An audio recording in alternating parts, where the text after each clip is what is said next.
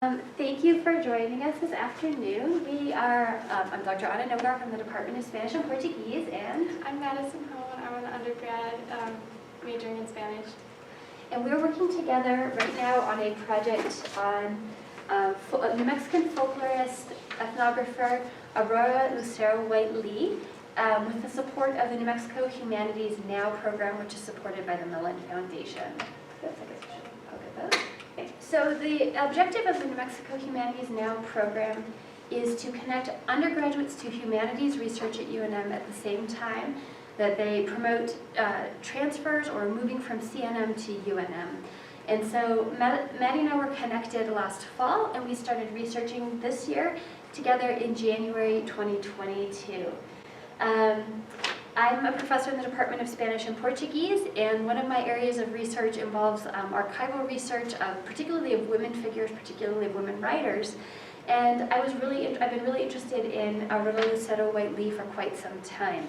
I wrote to the New Mexico Humanities Now group and requested to get to work with a graduate student, and they sent me Maddie. Can you tell us a little bit about what your areas of study are and why you wanted to be involved in the research program? Yeah, so I've just recently moved to New Mexico, and I've been so interested in like the art here, the history, like it's so cool.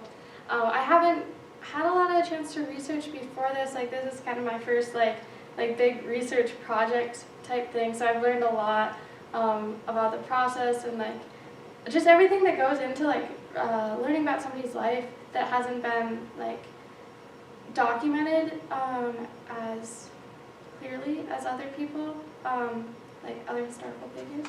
But I've been just studying Spanish, and then this was just like a really cool opportunity. I think I got an email about it or something. I heard about like there's like a research opportunity like with a stipend, and I was like, ooh, that sounds pretty cool. Yeah.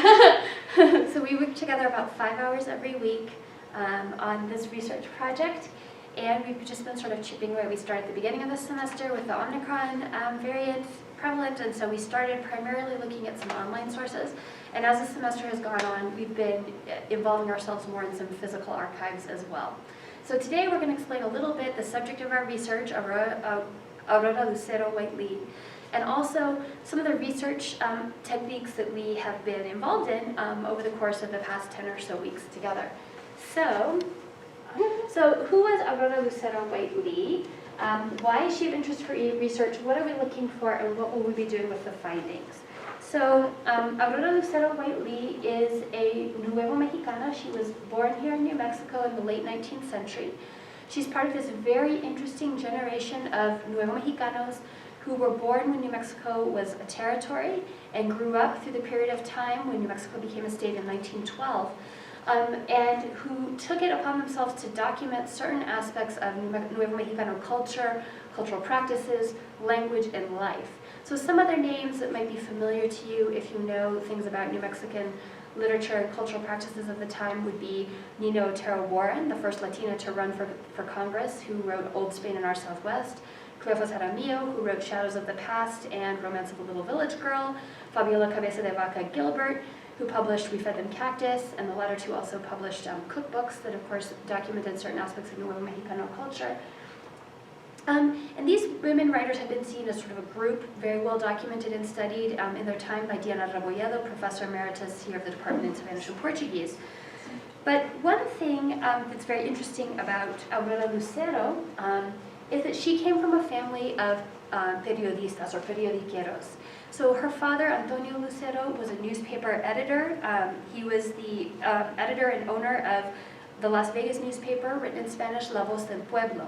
So her family was very much involved in documenting the activities in New Mexico for a Spanish-speaking audience at a time of great transition in New Mexico. She's also of interest for research, not only because very little attention has been paid to this book, Hispanic Literary Folklore of the Hispanic Southwest, which is the publication for which she's best known, if she's known at all, but because she is part of a generation of ethnographers and folklorists who worked on New Mexico, which includes people who are very well known, such as Arturo Campa, Juan Virrael, Aurelio and Manuel Espinosa, whose work has garnered a great deal of attention. At the same time, her source work, from which some of these scholars drew, has not been acknowledged in the same way that these later studies by her contemporaries have been. So it seemed high time to take a close look at Aurora Lucero White Lea. We, of course, have discovered in the course of our research that this isn't the only thing that she published. It's not the only book she worked on. And indeed, for people who have taken, for example, literature of New Mexico, you would know that Defensa de Nuestro Idioma, which is a speech that she gave, which was then published in the English language press and the Spanish language press in New Mexico in about 1911, is one of the best known pieces of writing that speaks to the importance of preservation of the Spanish language in public schools in New Mexico on the cusp of New Mexico becoming a state. So she's very well known for that particular piece of writing. And that will actually be reproduced soon in a book by Gabriel Melendez, so that we have something other than archival copies of that particular speech. So we are looking to create a historical record about her similar to that exists for some of the other historical figures I just mentioned. Certainly in the past year, interest in Otero-Warren, especially with the creation of the quarter commemorating her this year in 2022. There's been an increase in interest in her involvement in suffrage with the 2020 centenario of women's right to vote in the United States. There's been increased focus on her biography. We wanted to turn the same attention to Aurora Lucero, to sort of start recreating a life history for her and finding some of the other things that she worked on and published. And to do this, we have looked primarily to newspapers, but also some other sources. Again, it was sort of it's fortuitous that her family was so involved in the Spanish language press in New Mexico because her presence is probably unusually well documented in the press for that reason.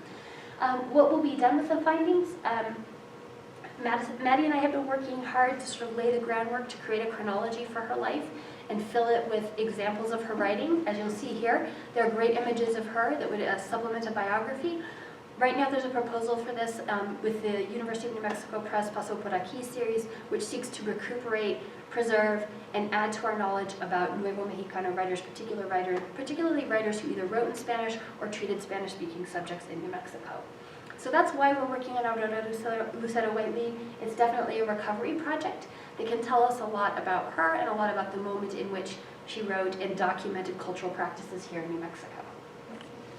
So this is a photo of Aurora Lucero White Lea that came out in a publication from the New Mexico Historical Society in 2020. We can explain a little bit how we came across this item later on, but this came from our work in the physical archives in the Center for Southwest Research. Did you want to say anything about the image? It's kind of a great one because we have a view of her as a young woman when she was teaching.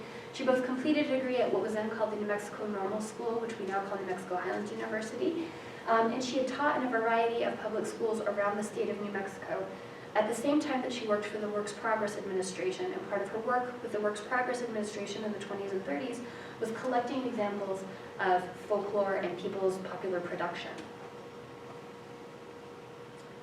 So our first step was to, as I mentioned, we kind of focused on online resources because we were still sort of in high pandemic times when we started doing research this semester. And our first stop was the Library of Congress's online database called Chronicling America. Could you please click on that link? So Chronicling America, this one's sort of pre-sorted for us. The Library of Congress has digitized a number of historical newspapers in the United States from various parts of the country.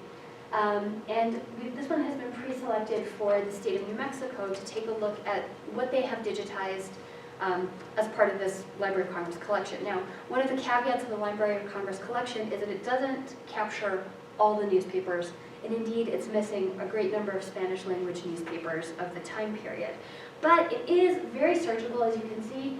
There's a number of search parameters, so if we want to go back to the slide, we can explain some of the search parameters that we've been working on using the Chronicling America database. I mention all of this thinking that maybe undergraduate students would find this sort of tool useful. It's as easy to use as a Google search engine and infinitely more useful and interesting and relevant. So we put some search parameters on this search to start out with. We used basically the span of her lifetime, thinking that maybe there would be birth announcements or there would be announcements about things that she did during her childhood and youth. And indeed, Maddie has found a ton of them. And so that was one of the parameters. We wanted it to be looking specifically for Spanish language presses, but honestly putting the limiting parameter of Spanish didn't limit it to Spanish language newspapers. We saw a lot of English language newspapers. And then we used the search term in between quotes of Aurora Lucero, because she's almost always mentioned in that manner, even when her two married names are attached to the search. So when we're doing this sort of search, it's helpful to find the most specific, smallest search term that you can find, because otherwise you're going to get dragged down with either information that you don't need or things that aren't particularly relevant to your search, and you'll miss out on things. So from the time she's a young woman and a child, we use Aurora Lucero, and even when she's older, they'll add her other two last names at times to these things. So this opened up a number of hits for us. And could you please click on the spreadsheet, which we then organized into a spreadsheet. Do you want to talk a little bit about how we decided to organize this information? Yeah, so we made sure to document like the date the newspaper it came from, the writer of the article if that was there, and like the page numbers of the article it was on, and then I put like a little summary of her activities or anything mentioned about her in the article, and then if there was a nice quote about her that could be maybe used like to quote in a book or something, I put that up on the last portion. And then I always like saved the PDF document into like a separate file folder so that it'll be really easy to go back and search for it if we need to look back at that information again. So we needed to find some way to standardize how we were keeping track of all of these newspaper articles, make easy points of reference to them, and then connect them to the actual PDF files, because you're going to see some of those shortly, right? So we can reference back to the original documents as they're preserved in the Chronicling America database. And we found some super interesting things in here that we're going to point out shortly. I let Maddie choose some of the ones that she thought were the coolest, or that have led us on really interesting chases down rabbit holes and stuff. It's everything from society page commentary to real political articles that emerge about Aurora Lucero White Lea. And we can go back to the slides now.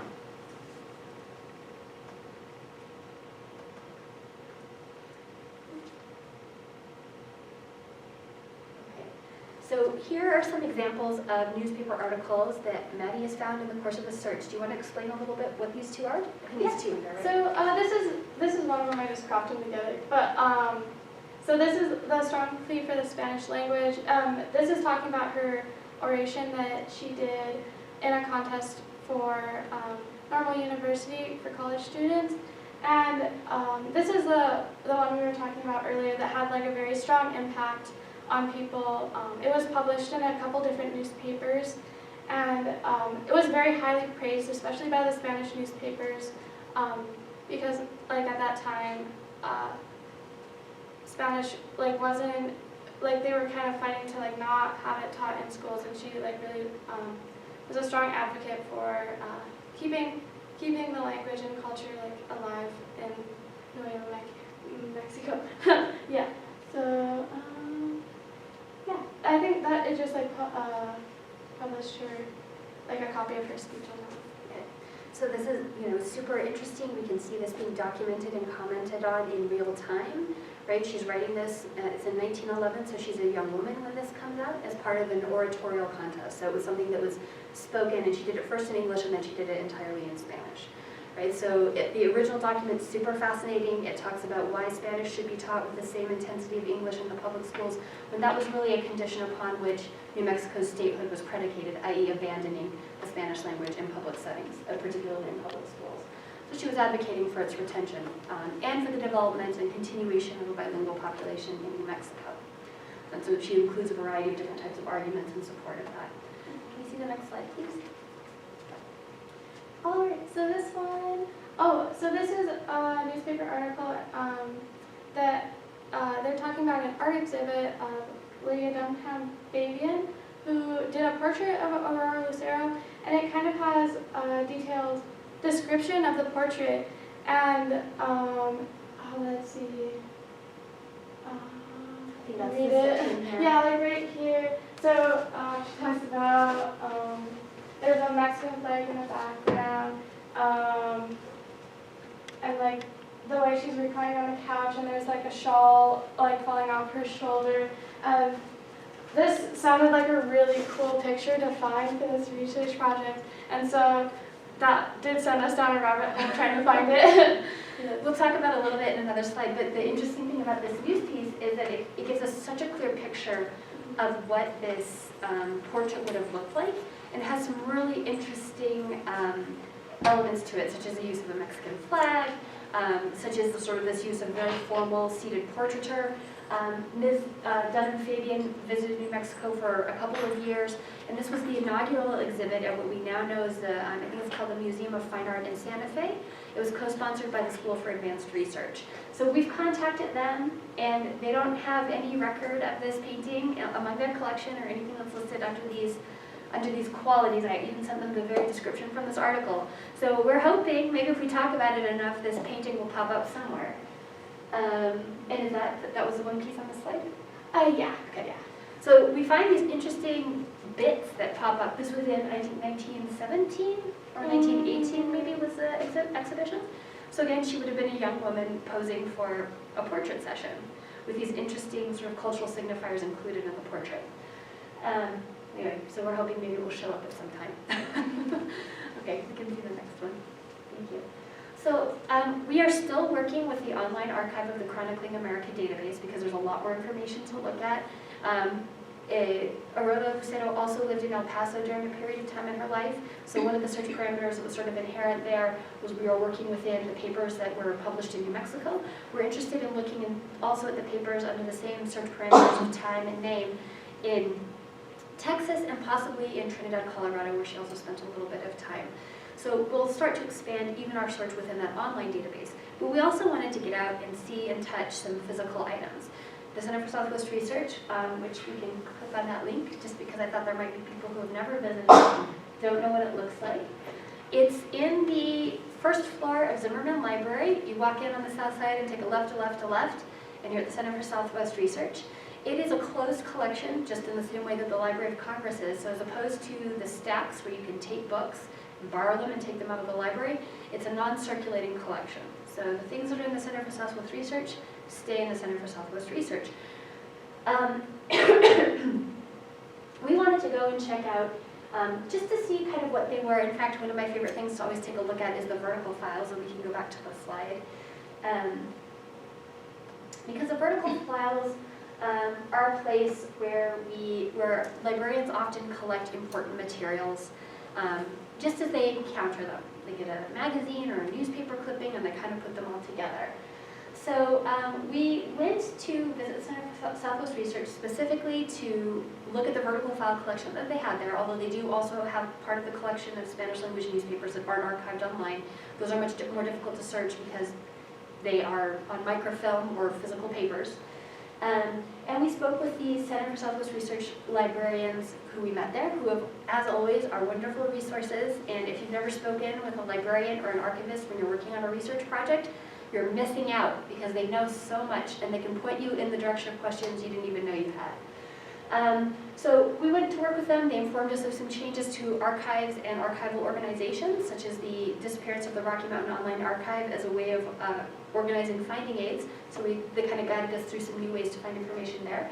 They also pointed us to, and Maddie got to learn how to use the book guide. Do you mind clicking on that link? So you can't really see it great. It's kind of like tucked in the corner of this picture of the Center for Southwest Research.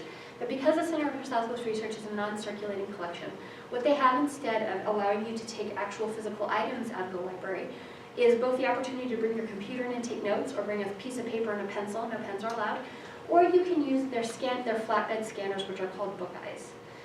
And so that is what we did. You can go and make PDF or JPEG versions of physical documents, such as books or archival materials. You can even have, and we can actually go back to this slide, you also have the option, although it sometimes doesn't work great with stuff that's in languages other than English, is using the OCR scanning option. So what OCR is optical character recognition, and it takes a picture and then makes a guess at what the shapes of black on white are in terms of letters, and then kind of puts them together.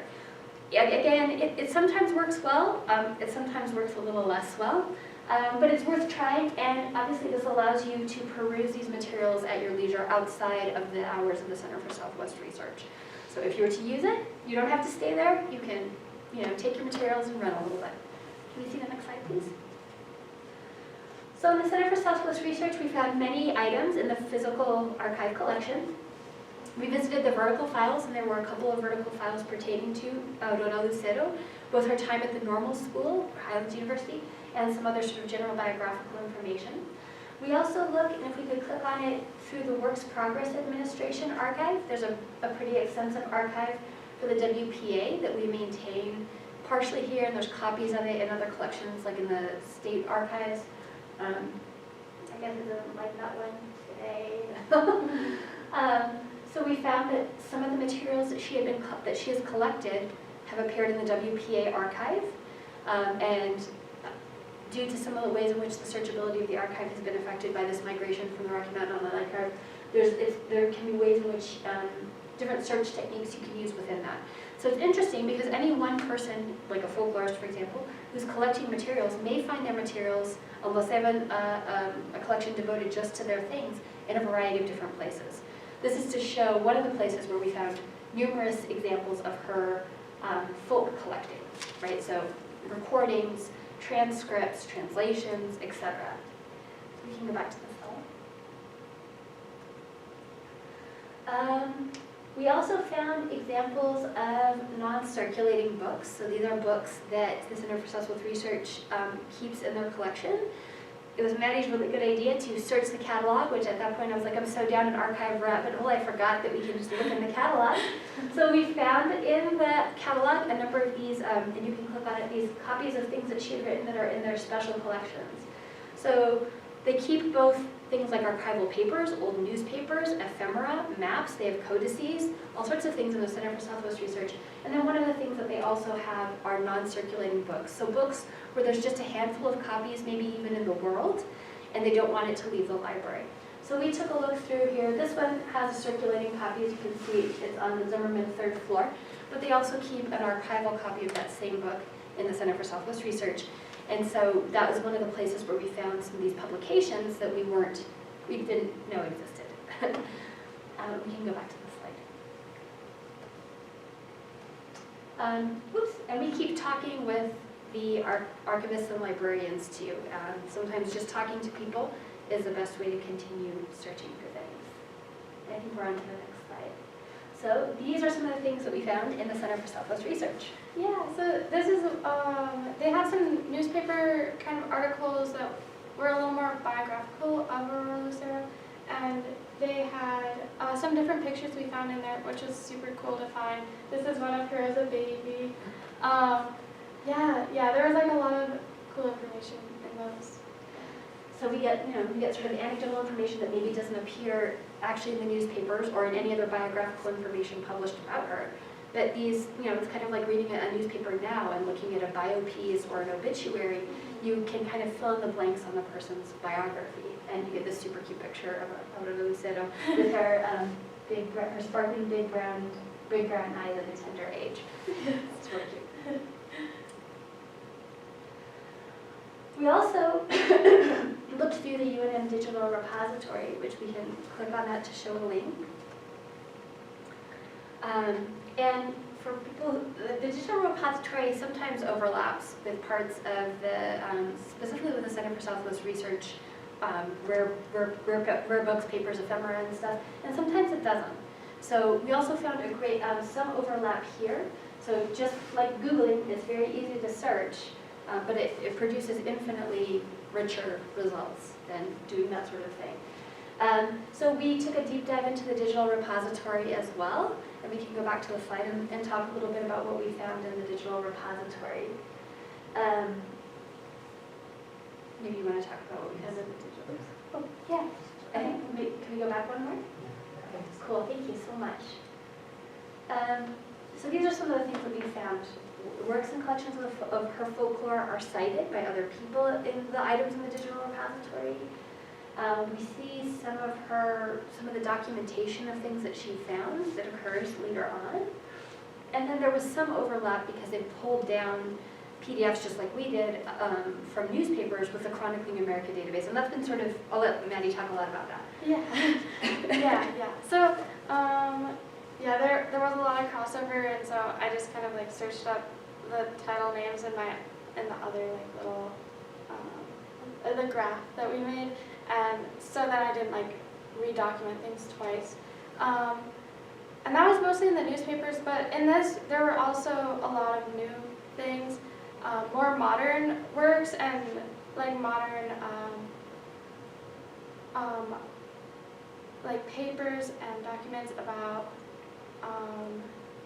folklore of the and archivists and researchers of the time, and they often would talk about her contribution to like the preservation of these like stories and songs and things like that.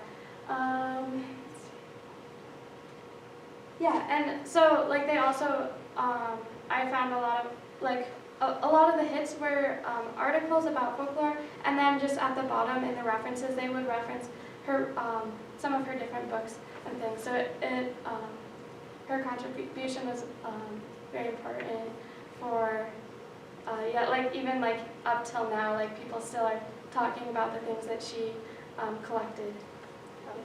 And it was really, really interesting because some of these other folklorists who we mentioned at the beginning, who have been well studied, such as Juan de Israel, his collection is very important and people access it all the time, both through Unm and through the Smithsonian.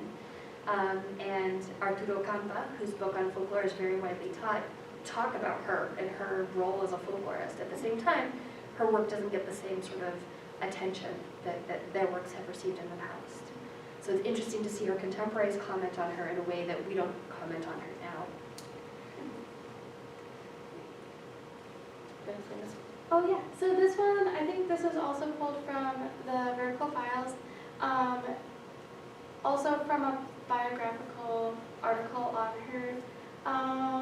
This was when she was a younger woman. I can't remember the exact date on that one, but yeah, it was a really beautiful portrait. It kind of helps you give like a sense like the hairstyle, like the posing, many different things sort of help you locate this image in its time and place. It kind of gives you a sense for who she was and for the rest of her life.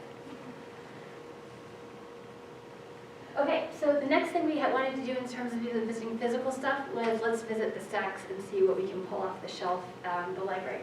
So it turns out that there are, like, most of them are in the Center for Southwest Research. The one thing that we could pull out of the stack is the book that we have, the Literary Folklore of the Hispanic Southwest.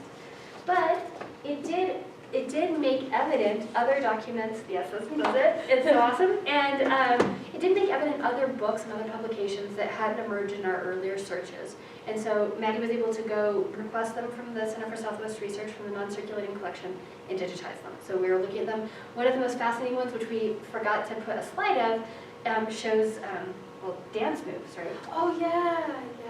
She like made little diagrams of the dance, and then she also had like a little description of the history of the dance and the meanings behind the dance and like the name of it, why it's called that, and then it has the dance, and then it has like step-by-step process of how you do it, like how many partners, there's all the lists of like, so then a dance teacher could look at that and take it and teach it to a class and preserve these dances. Which is really interesting and very different from what we see in her folklorists of her same generation. In the future, if you could click on World Cat. So, World Cat, oops, never mind. World Cat sort of overlaps with the way our catalog system works here at UNM. But World Cat tells you all the books in every library in the world that's registered with World Cat. So if you really want to find out if there's a book and there's only 2 copies of it in the world, and one of them, you know, there are these disparate libraries, like one's at the Newberry and one's in some other collection in Chile or something like that, World Cat will make that evident for you. So it's a very powerful search tool.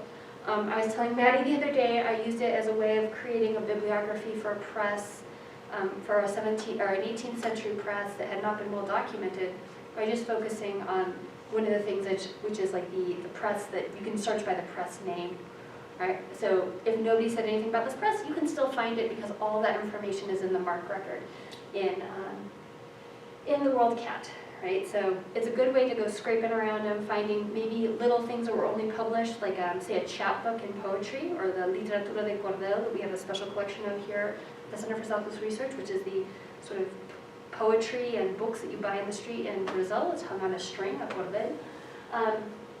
It's a great way to find limited circulation pieces and figure out where they are. And then you can request them, if you're very lucky, through the interlibrary loan. Oops. There you go. You can request these sorts of materials through something like interlibrary loan, which we haven't done a lot of, sometimes too with limited circulation items. They won't circulate them to you, but just because they aren't at our library, either in the Stacks or in the Center for Southwest Research, doesn't mean you can't get them. And that's one way to do it. And everyone has access to this through your Unm Net ID. Okay, want to tell us about this awesome photo? Oh yeah, so this is a historical picture of the library at the Highlands University, or it was then the Normal University when she attended. I think it burned down in a fire because I went to Las Vegas and I could not find that building, but I wasn't able to like figure out what happened to it. But yeah, it's like a really cool picture, and so it just kind of was like a look back into the time of like how like where she went to school and where she was like doing all these things, doing these orations and debates and things that she was mentioned in the newspaper doing. Yeah, so it was really cool to find. And it figures into something we're going to see a little bit further on in this presentation. So these are some of the things, places we're going to be looking hopefully in the future. We've already been talking to the New Mexico Museum of Art specifically about this particular painting, but we haven't really spoken to the School for, the SAR, the School for Advanced Research. It was called School for Advanced Study in the 1917 rather. Because they were actually the co-sponsors for that art exhibit. So, you know, we might be able to look around a little bit more, hope that the right image pops to mind. We'd also like to look at some of the archives at New Mexico Highlands or the Normal School to see if there's records of her teaching there or records of other things that she's done. There certainly are some materials. We want to take a look at those. We also want to look at some of the school district materials where she taught. This is a way that's very interesting that especially women who participated in sort of leadership positions, either elected or appointed, left a written record. So for example, again in the case of Nina Otero-Warren, although she only published one book, there are a number of governmental and official publications that are attributed to her that say a lot about her orientation, about the advocacy work that she did during her time, that we wouldn't find, you know, in a magazine or in something other than like a governmental archive or an institutional archive. So that's another approach we might be taking. And of course, the New Mexico Historical Society has some very neat pictures, including the one we saw early at the beginning of this presentation of her as a middle-aged woman. So these are some future points of departure for research. Yeah, so this is a drawing I did for my art class. The prompt was to make either the aesthetic or the use of a diagram into an art piece. And so that just reminded me of the research we've been doing. And so I kind of, the background is the what's it called? Sorry. Database? Yeah, the how we like graphed up the database that we showed earlier in the link. And then this is the library, the picture that we showed you just a few slides ago. And then on the side of the building is like a little bit of a portrait of Aurora Lucero, the side portrait that we showed earlier in the slides. Yeah, so I just kind of made a visual representation of it. Yeah. I think we can go to the next one. Right, so here's a little bit of an explanation of, you know, how you can synthesize this sort of research experience into other parts of your life as a student here at UNM, and other applications for these things, and the ways in which, you know, our mind works on questions and problems while we're doing other things, right? So I thought it was super cool when she showed me the image. I was like, oh, and it has all the pieces from our research, super. So anyway, just a way to show how these pieces can always come together during your experience as a student here at UNM. Next slide, please. And then, Yeah, so what I've learned, so finding information, that was a big, I've never like searched databases in this way.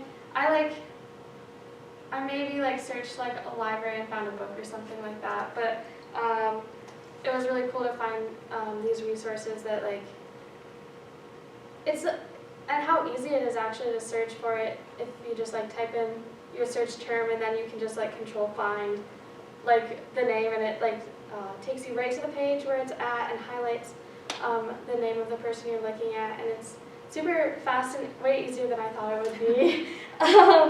And it helps me learn how to like quickly skim through for info through like these articles, so I wasn't spending too much time reading everything. I could find out what was important to write down really quick. And then, yeah, like choosing what information to document, like what important things that I should include in my little synopsis of the article. And then how to, like, organizing and documenting things. I was never good at that, so it's been nice to like have like a template to punch things in and like learn how to like kind of like know how to create something that's easier to find information going back to, rather than having it be like kind of jumbled up and hard to look through. It's been nice to like figure out like how people are able to do that. And then, yeah, then like using these tools and resources, like these are all pretty new to me. So like using the Google Sheets, like the digital archives, and then the scanning machines at the Center for Southwest Research, and even like down to like how like split PDFs and simple things like that. I just never had to do before, and so it was nice to be able to learn them. So whenever I go back and research something else, I'll know exactly where to start, what to do. Yeah. That's awesome. And we came up with the research organization because I also did not use that technique when I was heavy researching past archival heavy books, and wow, is it a mess if you don't kind of get a handle on it from the very beginning. So it's been really, really good to be able to work together on this, to come up, we worked on the nomenclature together, we worked on the contents of that database, like how we were going to structure it, the folder organization, all of these pieces. It sounds sort of inconsequential, but these are organizational and research skills that can be used in a variety of different ways in future fields that have nothing to do with 19th century folklorists from New Mexico. So all of these skills can be used. We've collaborated a lot using collaborative online technology, such as the whole Google suite of stuff. And we've been able to benefit from some of these technologies that I think people don't think of immediately when they imagine what humanities research is or is not, such as OCR technology and the limitations of it. It's also important to recognize and thank the people who have helped us out. So we're on to our last slide, which is we want to thank everybody who's here for today's talk, and we want to thank all the librarians and archivists who have helped us as we've worked on this project. We also want to thank the New Mexico Humanities Now, and this is a link that we put up in case there are any undergraduates who are interested in applying for the funding that's available through this program. You get a chance to work with a professor one-on-one, and that doesn't often happen in the course of an undergraduate education. And you get paid to do it, which is even better. So we wanted to say thank you to the program for supporting us. Thank you to the program for allowing us to work together. And now I'd like to open the floor for any questions you might have.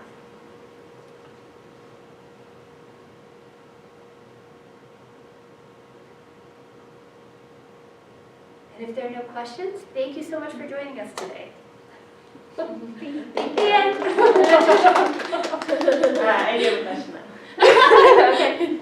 I was just wondering, you mentioned that, Aurora Lucero and some of the other female folklorists are less well known, and I was wondering, how does she compare to maybe some of the other ones that you've looked at in terms of, you mentioned like the dancing that she was documenting was different, and so how does this sort of impact our understanding of the time, like some comparisons between her and some of the others?